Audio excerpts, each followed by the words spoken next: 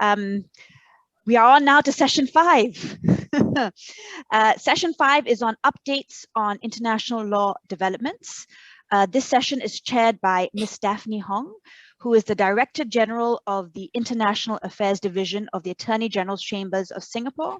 In this role, she advises the Singapore government on all international law matters, including international economic law, law of the sea, aviation law, and human rights law. Over to you, Daphne. Thank you. Okay, thank you. Welcome to the penultimate session of the CIL Year in Review, which is entitled Updates on International Law Developments. What I would do is to first introduce our distinguished panelists. We first have Ambassador Mahmoud Daifallah Hmoud, who is the Ambassador of Jordan to Singapore and also the non-resident ambassador to Vietnam. He has an extensive career in the Jordanian Foreign Service and previously served as the legal advisor of the Ministry of Foreign Affairs and Expatriates of Jordan for several terms. Since 2007, Ambassador Hmoud has been a member of the International Law Commission and is currently the Commission's chair for the 72nd session. Other than advising the Jordanian government on foreign policy and international relations, Ambassador acted as counsel for the Jordanian government in the proceedings before international tribunals, including the ICJ and the International Criminal Court. We next have Professor Patricia Garvo Telis, who is also a member of the UN International Law Commission. She is also a member of the Permanent Court of Arbitration and is currently the Vice President of the Portuguese Society for International Law. At the ILC, she was the General Rapporteur at the 70th session and co-author of the topic on the long-term program of work, Sea Level Rise in relation to international law. In 2019, she was appointed co-chair of the study group on the same topic. We next have Locknie Hsu, who is a full professor of law at the YPH School of Law, Singapore Management University. She received her legal training at the NUS and Harvard University. She has received many teaching awards, and in 2017, she was conferred the Outstanding Service Award by the ASEAN Law Association, in which she is the coordinator of the Trade and Investment Group. Locknie specializes in international trade and investment law, including areas such as FTAs, digital commerce, and commercial law developments relating to ASEAN and the Belt and Road Initiative. Last but not least, we will have Professor Jensen Kalamita, who is the head of investment law and policy of the NUS Center for International Law. He is also a research associate professor at the NUS Faculty of Law. Previously, he held the position of Director of the Investment Treaty Forum at the BICL, which is the British Institute of International and Comparative Law. In fact, that's where I got to know Jansen. Prior to entering academics, Professor Calamita served in office of the legal advisor in the US Department of State and as a member of the UNCITRAL Secretariat. So what we will do is each speaker will start with giving a 5 to 7 minute overview of the area of interest. Ambassador will be speaking on the work of the International Law Commission as chair of the commission. Professor Telis will then take over and share perspectives on the topics the International Law Commission Drafting Committee is working on. Locknie will then speak on developments on the trade front, including Rcep and e-commerce, and Jansen will end off with developments on the investment law front, including on negotiations in the WTO for multilateral agreement on investment facilitation and ISDS reform in UNCITRAL and ITSID. So after their 5 to 7 minute presentation, there will be about 10 to 15 minutes for questions and comments from the audience. Okay, so with that, I hand the floor to our first speaker, Ambassador Mahmoud. You have the floor.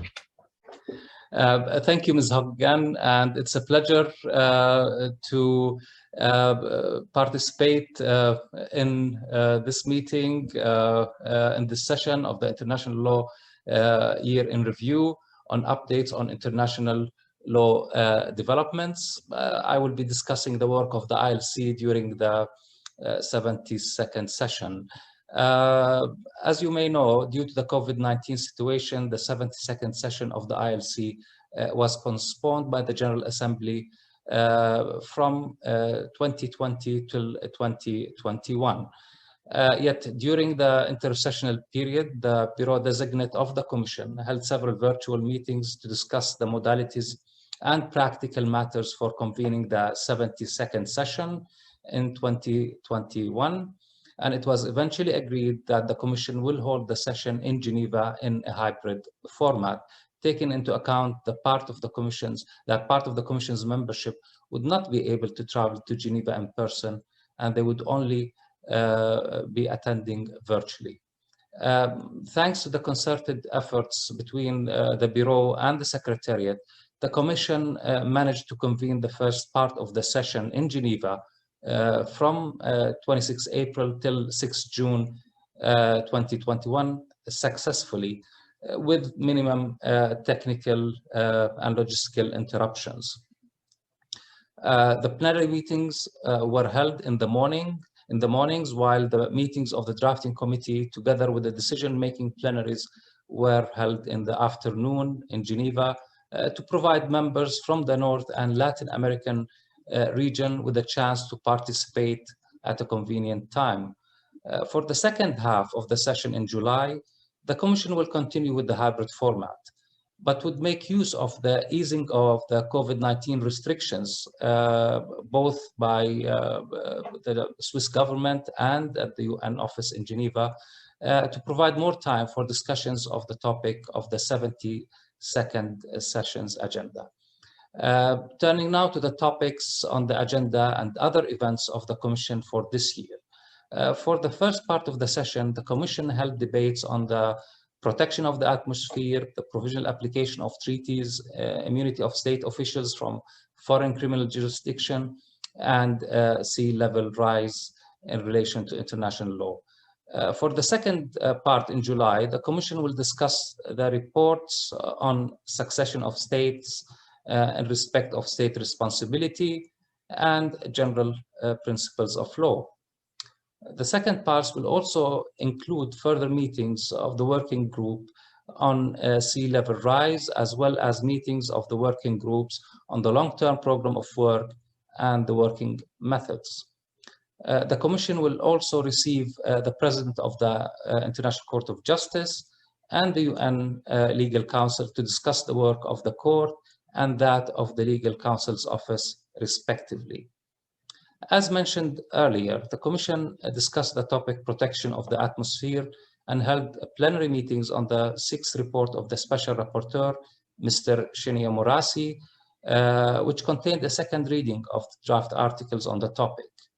Discussions focused on matters such as the scope of the draft guidelines in light of the Commission's 2013 understanding, whether atmospheric protection is a common concern for humankind as opposed to pressing concern to humankind, whether obligations related to the protection are erga omnes, and the definition of atmospheric pollution.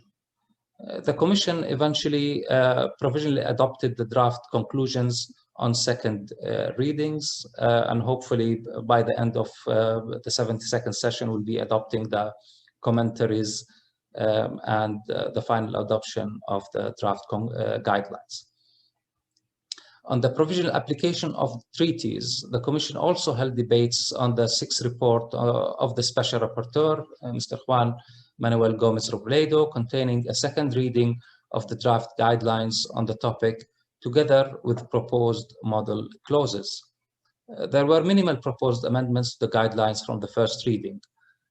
As Article 25 of the Vienna Convention on the Law of Treaties does not shed sufficient light on the content, scope, and legal effects of provisional application, the Commission had to rely on the state practice and treaty practice, as well as on case law in the drafting of the guidelines. Certain provisions contained therein are considered lex ferenda, as practice in the relevant area is either non-existent or mixed.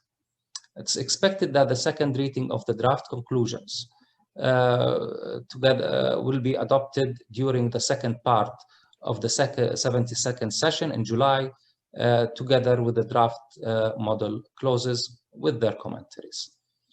On the immunity of state officials from foreign criminal jurisdiction, the Commission held debates on the 8th report of the Special Rapporteur, Madame Concepcion Escobar Hernandez, which discussed inter alia the relationship between immunity of the official from foreign criminal jurisdiction and international criminal tribunals, a settlement of dispute mechanism, and recommended good practices. Debates in the plenary also tackled the procedural aspects of the topic and means to reach consensus on the draft articles on both the substantive and procedural aspects. Due to the shortened time of meetings this year, it is expected that the Commission will only be able to adopt the first reading on the topic during the 73rd session next year. In the second part of the Commission, of the Commission's session will during the second part of the Commission session, we'll debate the second report of Special Rapporteur on the General Principles of Law, Mr. Marcelo Vázquez Bermudez. The proposed draft conclusions in the report include the methodology to identify the general principles of law derived from national legal systems and those formed within the international legal system, as well as the subsidiary means for determination.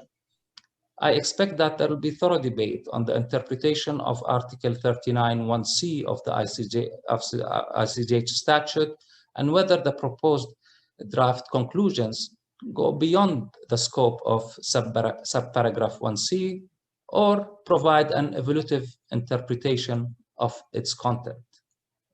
There is no agreement in the Commission on the issue of general principles of law being formed within the international legal system.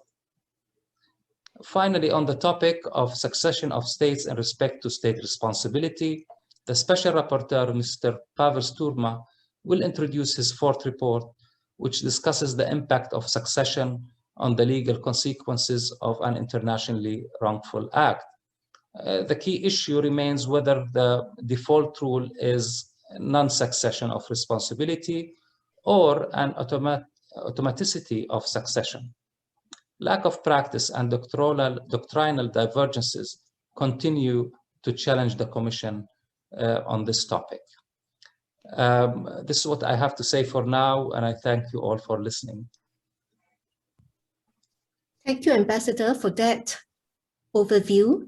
I now pass the floor to Professor Patricia, who will be speaking on the work of the drafting committee of the International Law Commission.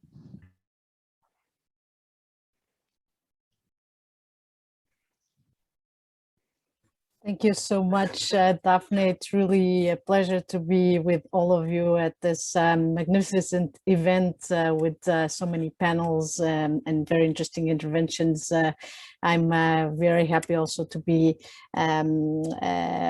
part of this specific panel on updates on international law developments, and very happily to follow after Ambassador Mahmoud Hmoud, who gave you an overview of what we've been doing in the ILC this year. And so I will be able to be briefer and just focus on what has happened in the first part of the session this year that was held between end of April and beginning of June, and specifically on the drafting committee, which I have the privilege to chair. In what was, as Ambassador Mahmoud said, the first time that the Commission met in a hybrid format. And I would also add the first time the Commission had a paperless session, which was something that was also a challenge. We managed to have, with the help of new technologies, Google Documents that was projected in the screen to be able to meet a bit the challenge of the paperless environment that was imposed due to also to the sanitary restrictions at the UN office in Geneva. But it's true that when you are, and I think I'm now thinking of the presentation that Lionel Yi made already today on the challenges of the new technologies and negotiations in international law, and this small detail of not having paper, it's also an additional challenge, but I think one that because of other reasons also, not just the pandemic, but other reasons, environmental reasons, it's also something that will certainly stay with us, maybe not so dramatically as this year where there was really no paper, but probably with a reduction of paper and more documents being circulated in a virtual way. So this was indeed a challenging session. The Commission had not met since 2019, and we met again in this hybrid format with colleagues in Geneva and participating over Zoom. And I think in the drafting committee, which is a smaller committee where the actual drafting of draft articles, draft conclusions, draft guidelines take place. And it's where I think we saw the challenge at its highest, in the sense that the plenary part of the Commission, the prepared statements, it's easier to do in a virtual setting or a hybrid setting. And when you have the human interaction coming into play, and the need to have talks also on the sides and to make the work progress, it becomes a little bit more difficult. But we managed to complete, as Ambassador Mahmoud said, we managed to complete the second reading on the topic protection of the atmosphere. We also almost completed, and I'll explain in a moment, the second reading on the topic protection of the atmosphere. Provisional application of treaties, and we advanced well also on the topic of immunity of state officials. But it's clearly in the work of the drafting committee, and especially in the case of protection of the atmosphere, where the special rapporteur, Mr. Murase from Japan, Professor Murase from Japan, was not present. He was online, and very late for him. I want to see this receipt if I could. Just one. I wanted to see some interference, okay. Especially with the special rapporteur who was in Japan. He was following the meetings very late in the evening, and of course all of that posed additional challenges, but we did manage, with also good coordination over email, to achieve the second reading of the topic. So let me just give you a bit of detail on what we have done in the committee, the drafting committee, on each of the three topics. So on protection of the atmosphere, the Commission had finished the first reading in 2019, and then member states had the opportunity to comment. This is the traditional resting period where the Commission does not deal with a topic for 1 year. In this case was 2 years, and then it gives the opportunity of member states to comment, and then it comes back and it finalizes its work. We managed to conclude the second reading of 12 draft conclusions, with an important emphasis in what was already mentioned, that the protection of the atmosphere, and in particular the atmospheric pollution and atmospheric degradation, are a common concern of humankind. I think that was one of the, for those who will be able then to read the conclusions and also the commentaries, you'll see that this was a point that generated a lot of discussion, and you also find the reports of the chair of the drafting committee on the website of the Commission. So if you want to have more detail about the discussions and how we achieved the results we achieved, they're all available on the website of the Commission. And we've also included the reference to the recognition of the interests of the generations of the future generations of humankind in the long-term conservation of the atmosphere. And in the operational part of the draft conclusions, important references to the obligation to protect the environment, to the question of environmental impact assessments, to the sustainable and equitable utilization of the atmosphere, the duty to cooperate, the of international cooperation, compliance, dispute settlement, etc. So it's 12 draft conclusions, but with important reaffirmation on the protection of the obligations of the states to protect the atmosphere. On the topic of provisional application of treaties, it was also the same case that the Commission had before it, the second reading.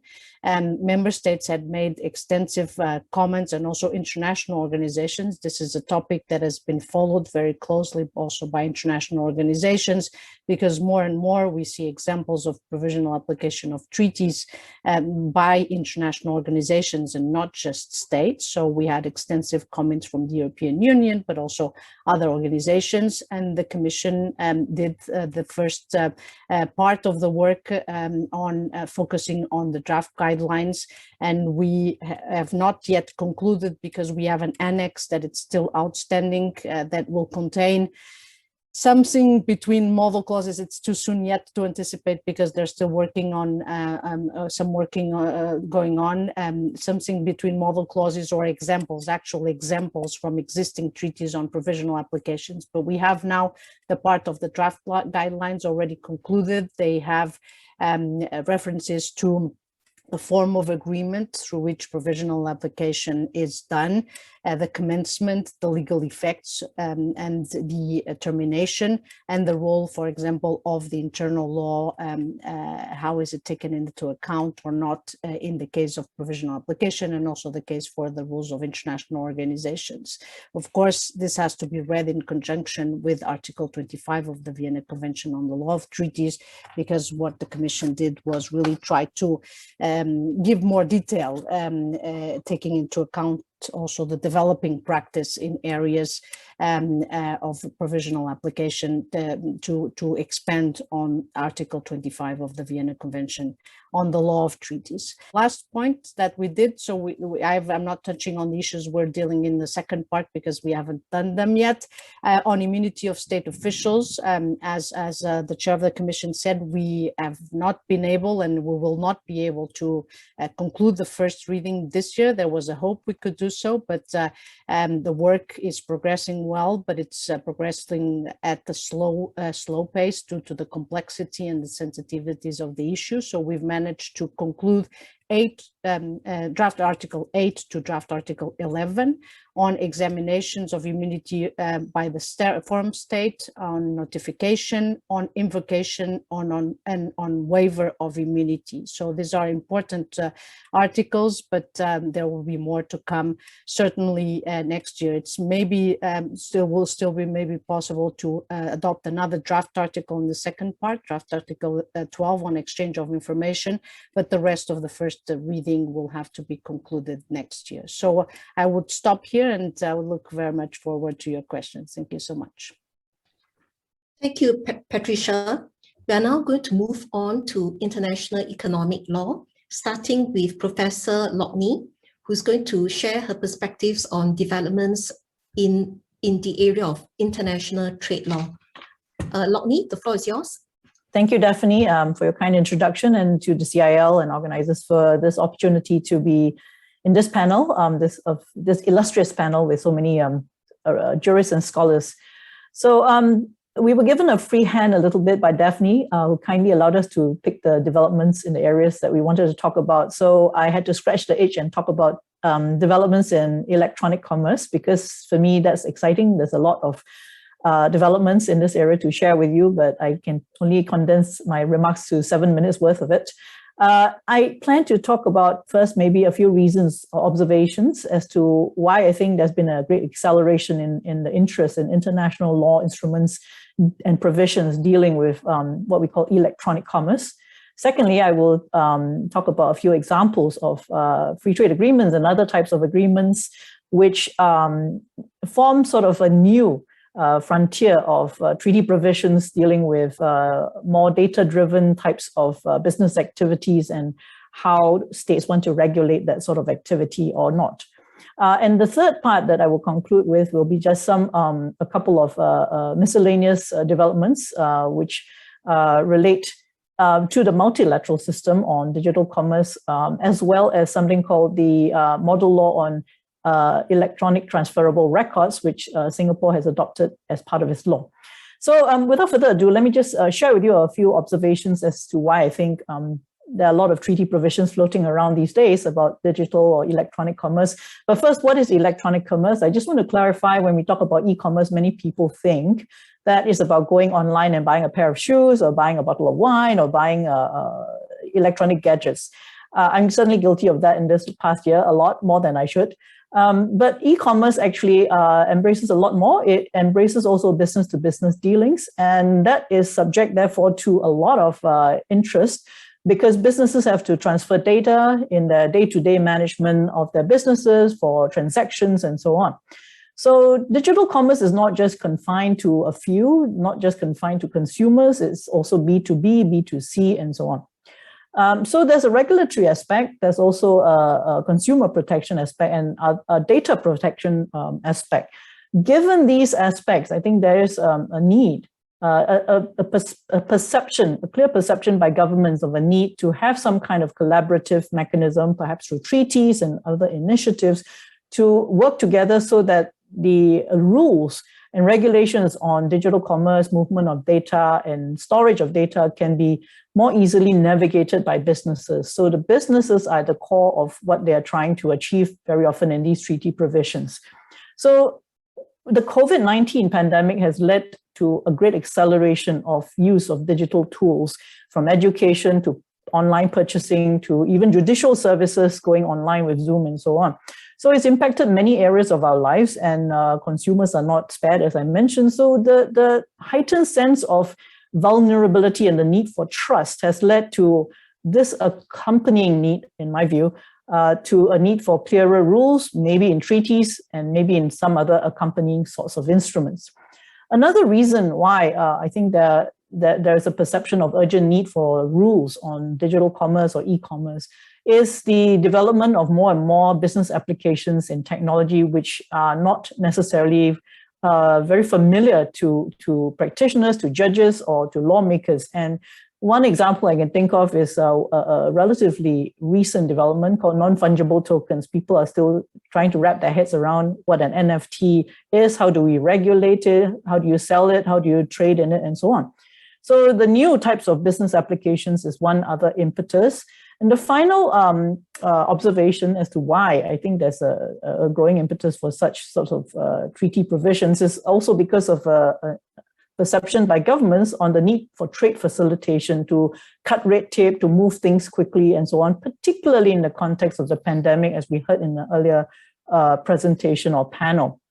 So by way of moving to the second part, where I will share a couple of developments, 2 or 3 developments in terms of the last year or so. Within our region, for example, we've seen free trade agreements, such as the Regional Comprehensive Economic Partnership Agreement, which was signed in November last year between the 10 ASEAN countries and 5 of its trade partners. The reason why I'm bringing this up is it's not in effect yet, but parties are in the process of ratifying the treaty. It includes a very interesting e-commerce chapter, which I would commend to you to read, which, when it comes into force, will have some interesting provisions that could lead the way or show the way in terms of what the thinking could be in governing some of these matters, like regulating storage of data in servers, localization of data servers, and also about whether you need business parties to disclose their source codes when they invest or they make operations in your country, and so on.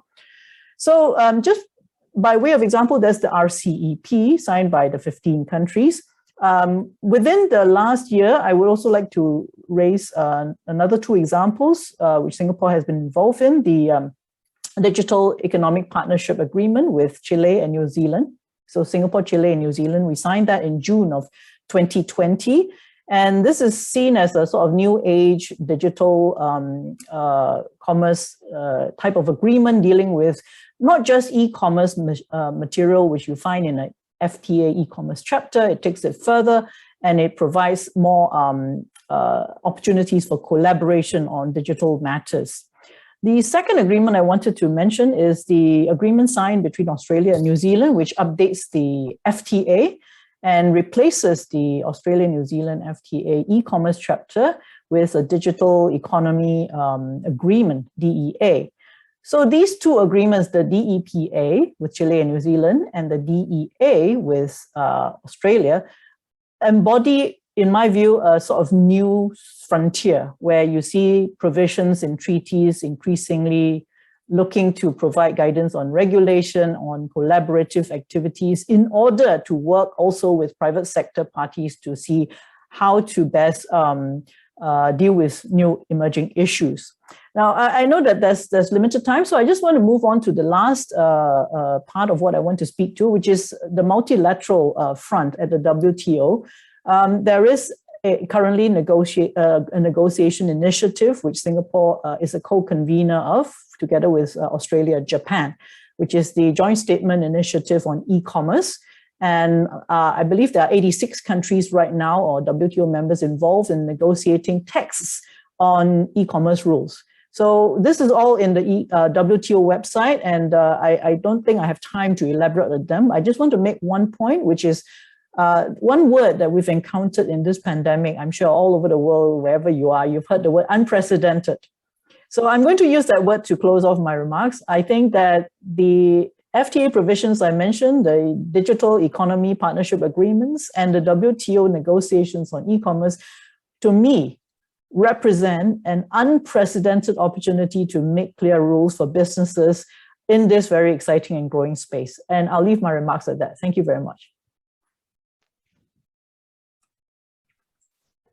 Thank you, Locknie. Last but not least, we have Professor Jansen. Okay, Jansen, the floor is yours. I understand that you'll be sharing with us the developments in international investment law. That's correct. Thank you, Daphne. And it's great to be here. If I've done this right, I believe you are seeing my slides. So I'm going to talk about four particular developments in the international law of investment in 2020, dealing with the reform of investor-state dispute settlement, the signing of the Regional Comprehensive Economic Partnership that Locknie was just talking about, negotiations in the WTO on investment facilitation, and some international initiatives on dispute prevention. Let me start with investor-state dispute settlement. Locknie just used the word unprecedented, and perhaps this is a word which could be applied to ongoing efforts with respect to the reform of investor-state dispute settlement. For the past 10 to 20 years, the regime has been subject to a number of criticisms, broadly organized under four heads concerning the outcome of decisions, their consistency, their coherence, the predictability of arbitral decision-making, and the absence of mechanisms for correcting incorrect decisions through appeals, concerns about the arbitrators themselves, their qualifications, their independence and impartiality, practices such as, for example, double hatting, whereby an individual will serve as an arbitrator in one case and concurrently serve as counsel in another, and the absence really of diversity and representativeness of the arbitral pool, with very few arbitrators being women or from the developing world. Concerns as well about cost and duration. The size of awards now, awards of over $1 billion are no longer uncommon.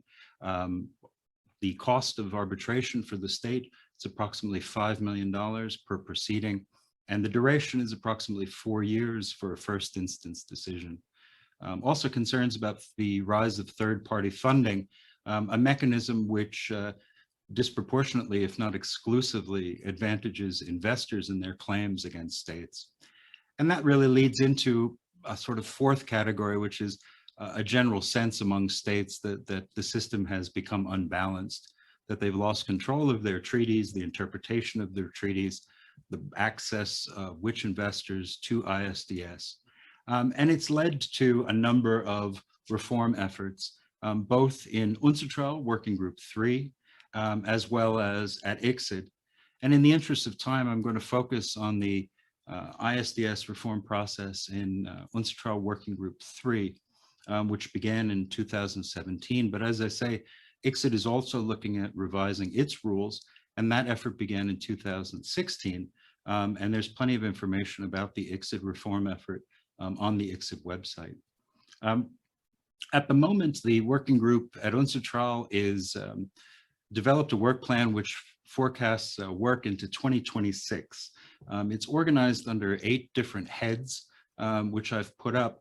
And I just want to note some general comment about the nature of the work. The reforms that are being considered broadly proceed from reforms which affect incremental change and refinement of the existing system, whereby investors initiate ad hoc arbitration against states under investment treaties, to more systemic types of reforms, such as, for example, adopting an appellate mechanism, which would allow for appeals and scrutiny of awards under the existing ad hoc arbitration system, to finally even more systemic reforms, such as being promoted by the European Union and Canada, the establishment of a multilateral investment court, which would remove the party-appointed system of arbitration and replace it with something that is very judicial in character, with a standing court appointed by states. Where this all comes out is still really anybody's guess. My suspicion, and I think the common wisdom, is that there will be multiple reform solutions offered at the end of this process, and that states will pick and choose which reform options seem to work best for them, and that we are unlikely, as a result of this reform process, to have developed a single regime for the resolution of disputes under investment treaties. As I say, though, that remains to be seen, and there's a lot of time between now and 2026 for solutions to form and for states to develop their opinions. The next point that I want to address, the next development, is the Rcep. And simply to note with respect to Rcep, as Locknie said, it's an ASEAN agreement with ASEAN Plus members, excluding India. It represents the largest free trade agreement in the world, covering 30% of the global economy. And it has an investment chapter which could be described as investment liberalizing. It provides pre-establishment protection for investors, guaranteed national treatment with respect to market access. But notably, it doesn't contain ISDS. It was an issue on which there was some ambivalence among the negotiating parties as to whether or not to include it. So it was deferred for a post-treaty negotiation under Article 10.18. The parties have agreed that they will commence negotiations on whether or not to consider including ISDS within 2 years after Rcep coming into force. And as Locknie mentioned, it's not yet in force, but it looks well on its way to coming into force, given the terms for its ratification.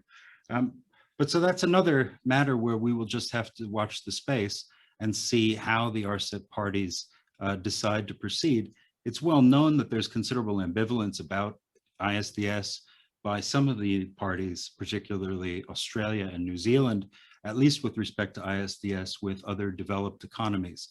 So we'll have to see. Yeah. Third point concerns investment facilitation negotiations at the WTO.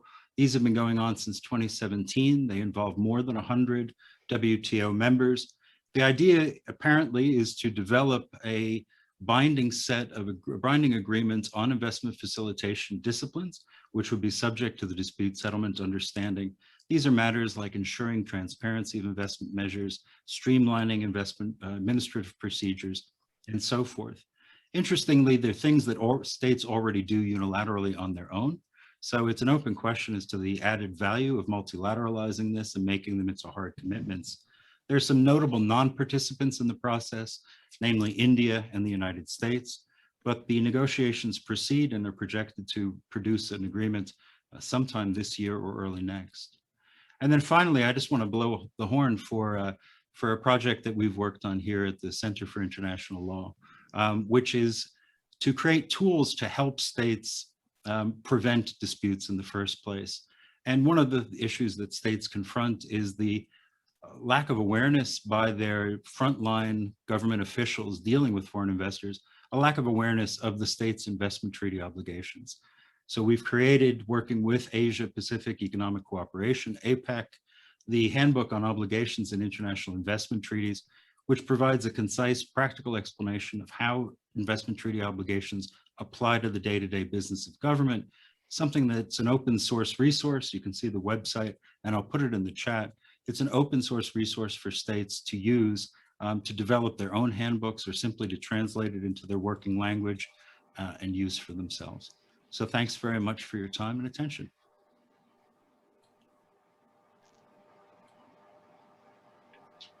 Thank you for that comprehensive sharing on latest developments in the international investment law. From the chat box, I see that there is only one question from the audience, and that is a question I think more for Locknie. It has got to do with in the development of digital economy, digital markets, platforms, and products. Where do we see the importance of principle of law of merchants in IEL? I'm not quite sure what is meant by law of merchants, but I'm wondering, Locknie, whether you can take this question. Certainly I can try. If I understood the question correctly, perhaps the person who asked it is wanting to know the role of the law merchant in the modern context. I'm guessing, I don't know. If that's the case, one possible aspect that it could apply in or be useful in or be considered in is in online consumer disputes, for example.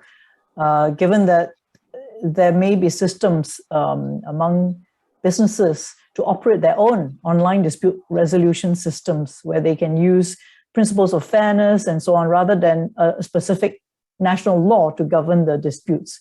So I'm just guessing that that question might be directed at that sort of role, and I'm suggesting one possible corner of digital commerce where it could have some interest in being discussed or considered. Okay, thank you. I'm going to exercise my prerogative as the moderator to pose a question to all of our panelists. For the entire conference, we have heard about the challenges that the pandemic has wrought on the entire world, and the very concerning comment that this is not going to be the final pandemic. We have also heard about climate change, and in that context, rising sea level.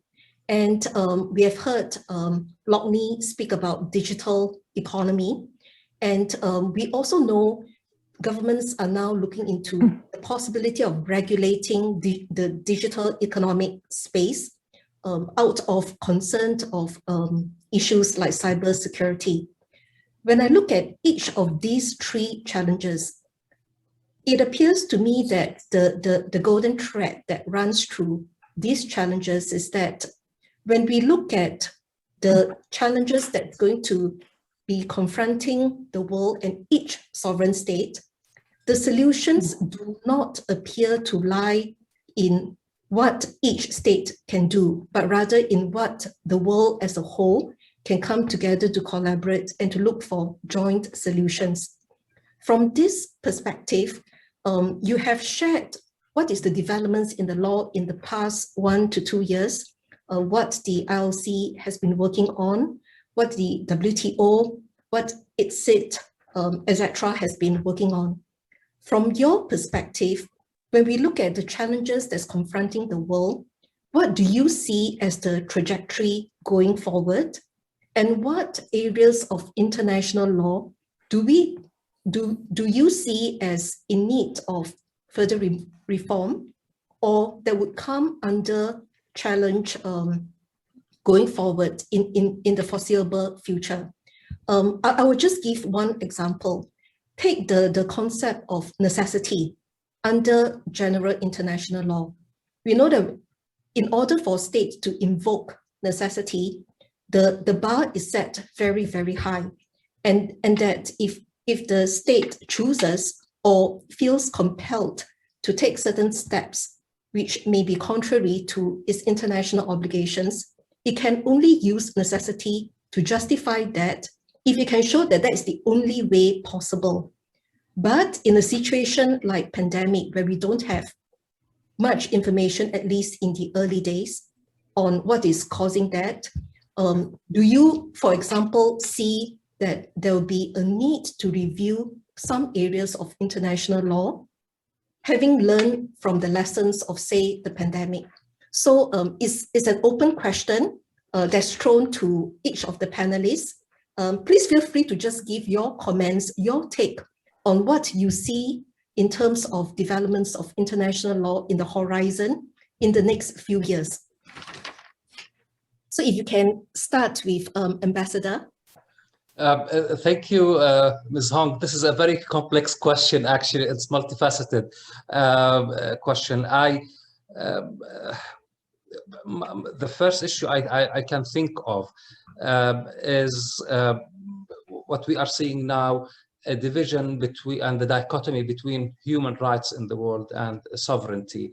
I see the gap as increasing more and more between the views of those who are more pro-human rights and those who are more sovereign rights, including what you described about protectionism and the lack of international cooperation in this regard. I see the gap is further increasing, and at the same time, I see that there is a marginalization of the role of the UN, and this is something that has to be discussed thoroughly. The UN has to be the center of efforts in international cooperation with other, obviously, international organizations and multilateral bodies, but the UN should always be the center of our efforts in this regard. The third aspect is the rise of, which is related, the rise of nationalism in governmental policies worldwide, and I see this as a challenge too, which is very obvious, becoming very obvious through the pandemic. Whether it is a reflection or a cause, it's a subject to debate. I don't see, people were talking about before about reforming the international humanitarian law to face new challenges. I think law is very flexible and it is adaptable. And should be through incremental steps, but it should not be that we have a challenge, then we have to review the law. This is how I see it. Thank you. Patricia, do you have any insights on this? Yes, I would just build on the last thing that Mahmoud said. I think one of the greatest challenges from the international lawmaking point of view is whether international law will continue to be reactive or it will start to be more proactive. And I think the challenges that you pointed to, climate change, pandemics, cyber, the digital space, it's one where clearly there's need for more developments and for a more robust framework. And it would be good that instead of reacting always, and here already in COVID crisis, we're one pandemic late, that we could make international law be more proactive and prepare the international community better for this new challenges. Thank you. And Jansen will have the last word. Very briefly, the world needs private investment in order to tackle its global challenges. Even before the pandemic, UNCTAD projected that there was a $2.5 trillion shortfall in the amount of funding needed to achieve the Sustainable Development Goals. Therefore, initiatives to promote investment and to facilitate investment are necessary. At the same time, states have realized that their investment treaties impact everything that they do, including the regulations that they want to take to meet global challenges like COVID, like environment. Interestingly, that was a realization that has predated COVID. That's already been on the forefront of the minds of states. And so they're taking the steps needed to do that in their treaty practices. In terms of disputes, interestingly, with COVID, it's the dog that hasn't barked so far. We haven't seen any disputes yet arising out of COVID measures. Thanks. Thank you very much for that. So please join me to thank our panelists for a very, very interesting and insightful sharing. Thank you.